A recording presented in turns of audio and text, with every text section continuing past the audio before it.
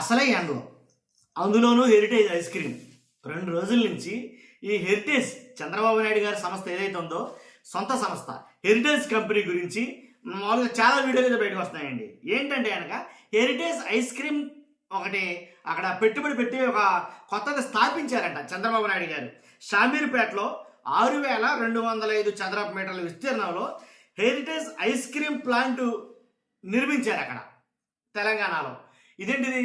Already heritage చాలా చోట్ల కూడా పెడుతున్నారు కదా వాళ్ళు. దీంట్లో తప్పే ఉంది, దీంట్లో వార్త ఏముంది అనుకుంటే కనుక ఇక్కడే మీరు పప్పులో కాలేసినట్టే. ఏం చెప్తున్నారంటే కనుక చంద్రబాబు నాయుడు గారు ఆంధ్రప్రదేశ్కి ముఖ్యమంత్రి. ఇది మీరు మర్చిపోకూడదు. చంద్రబాబు నాయుడు గారు ఆంధ్రప్రదేశ్కి ముఖ్యమంత్రి. ఆయన పెడుతున్న పెట్టుబడి తెలంగాణలో దీని గురించి చాలా మటుకు మాట్లాడుకుంటున్నారు. దీని గురించే ప్రధానమైన చర్చ.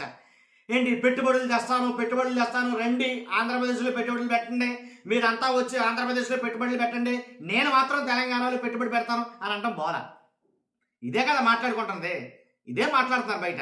కాబట్టి చంద్రబాబు నాయుడు గారు పెట్టుబడులు ఆహ్వానిస్తున్నారు, ఆంధ్రప్రదేశ్లో పెట్టమన్నారు. కానీ చంద్రబాబు నాయుడు గారు మాత్రం తెలంగాణలో పెట్టుబడి పెడతానన్నారు. ఇది ఎంతవరకు కరెక్ట్ అని మాట్లాడుకుంటున్నారు. ఎందుకంటే షామీర్పేటలో 6,205 చదరపు మీటర్ల విస్తీర్ణంలో హెరిటేజ్ ఐస్ క్రీమ్ ప్లాంట్ ఒకటి మొన్ననే నిర్మించడం అయితే జరిగింది. అయితే ఇదొక ఎత్తు, ఇక్కడ వరకు ఒకటి అర్థమైంది మీకు. అయితే ఏపీలో పెట్టలేదంటే కనుక ఏపీ మీద ప్రేమ లేదేమో అని చాలా మంది అనుకుంటారు కదా. మరి అలా అనుకోవడానికి తావివ్వడానికి ఆస్కారం ఎందుకు? ఖచ్చితంగా కనీసం ఒకటైనా కానీ పెట్టవచ్చు కదా ఆంధ్రప్రదేశ్లో. అదిగో నేను కూడా మాదిరిగా ఉన్నాను అని అనుకుంటా బాగుంటుంది కదా. కాబట్టి అబ్బాయి అలా కాదు, మేమంతా మాత్రం పెట్టుబడులు తెలంగాణలో పెడతాం, హైదరాబాద్లో, మీరు మాత్రం ఆంధ్రప్రదేశ్లో పెట్టండి. ఏంటంటే ఇది? కాబట్టి ఇదొక ఎత్తు. అయితే కనుక ఇంతగా ట్విస్ట్ ఏంటంటే ఏదైతే హైదరాబాద్లో షామీర్పేటలో నిర్మించినటువంటి ఆ ప్లాంట్కి ఎవర్రా అంటే కనుక వీళ్ళు భీమా ఇన్ఫ్రా వాళ్ళే అది కట్టడం జరిగింది, భీమా ఇన్ఫ్రా వాళ్ళు. కాబట్టి దాంట్లో తప్పే ఉంది. ఏదో కంపెనీ కసింగ్ ఇవ్వాలి కదా, ఎవరో వాళ్ళకి ఏదో సంస్థకి అప్పచెప్పాలి, ఇండియా సంస్థకి. వాళ్ళే కదా మరి కట్టించింది, ప్లాంట్ అంతా నిర్వహించింది, అన్ని చేసింది వాళ్ళే కదా అని అనుకోవచ్చు, తప్పే లేదు. కానీ అదే భీమా ఇన్ఫ్రా అమరావతిలో కూడా ఏదో టవర్లో అయితే కనుక ఇది జిఏడి టవర్ పనులకు 882.47 కోట్లకు టెండర్ ద్వారా ఎన్సిసికి అప్పగింత, జిఎస్టి, సీనరేజ్, న్యాక్ వంటి పన్నుల రూపంలో 163.60 తర్వాత అంటే టవర్ కాంట్రాక్టర్ పన్నుల విలువ సుమారు 1046 కోట్లు. వాటిని తామే చేస్తున్నట్లు భీమా ఇన్ఫ్రా సొల్యూషన్స్ అధికారిక వెబ్సైట్లో వెల్లడి చేసింది.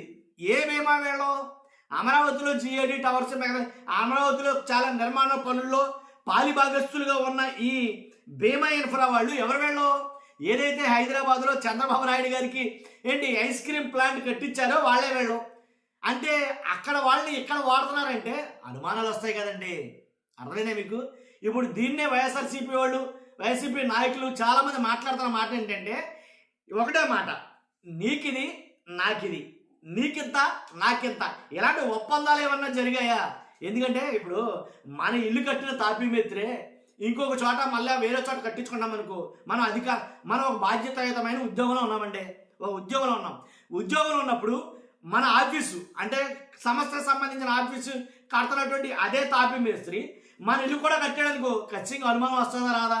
ఏంటో మీ ఆఫీస్ కట్టించుకున్న మేస్త్రితో ఇక్కడ కట్టిస్తున్నామంటే దీని ఎంతో కొంత లాలూచి ఉందా ఎందుకని మాట్లాడుకుంటారు కదా. ఆ రకమైన అనుమానాలు ఇక్కడ వస్తున్నాయి. దాని గురించే ఎక్కువగా జరుగుతుంది చర్చ. కాబట్టి అంటే మేమే కడుతున్నాం అని వాళ్ళు అధికారిక వెబ్సైట్లో వెల్లడించారు. 2018లో కూడా ఇదే పన్ను 554 కోట్లకు ఎన్సిసికి కట్టిబెట్టిన వైనం ఇప్పుడు టెండర్లో అదే సంస్థ చేతికి జిఏడి టవర్ పనులు నాటికి నేటికి అంచనా వ్యయం 524 కోట్ల పెంపు. తద్వారా కాంట్రాక్ట్ సంస్థకు భారీ ప్రతిఫలంగానే ఇన్ని ప్రయోజనాలు నాకు కల్పించారు కదా, అమరావతిలో ఇన్ని ప్రయోజనాలు నాకు కల్పించారు కదా. కానీ దానికి ప్రతిఫలంగానే హైదరాబాద్లో ఈ హెరిటేజ్ ప్లాంట్ నిర్మాణం జరిగిందా అని అయితే కనుక రకరకాల అనుమానాలు అయితే కనుక చాలా మందికి ఉన్నాయి. ఆ అనుమానాలు బట్టి వైసీపీ నాయకులందరూ కూడా మాట్లాడుతున్నమాట వాస్తవం లేకపోలేదేమో నిజమేనేమో అన్నట్టుగా ఉన్నాయి జరిగింది. ఇప్పుడు ఇక్కడ అక్కడ నేనే కదా, అర్థమైందా మీకు క్లియర్గా? నాకు తెలిసి మీకు అర్థమే ఉంటుంది అనుకుంటాను. కానీ ఇక్కడ ఆయనే. కాబట్టి ఏమాత్రం అక్కడ ఉన్నటువంటి లాభం ఇక్కడ పట్టుకొచ్చి పెట్టారా, దాంట్లో ఒక 10% ఏంటన్నాను అన్నట్టుగా రకరకాలుగా అనుమానాలు అయితే వస్తూ ఉంటాయి. కాబట్టి జరుగుతుందని ఇలాంటివన్నీ బయటకు వస్తూ ఉంటే అనుమానాలు రాకపోతే ఇంకేం వస్తాయి.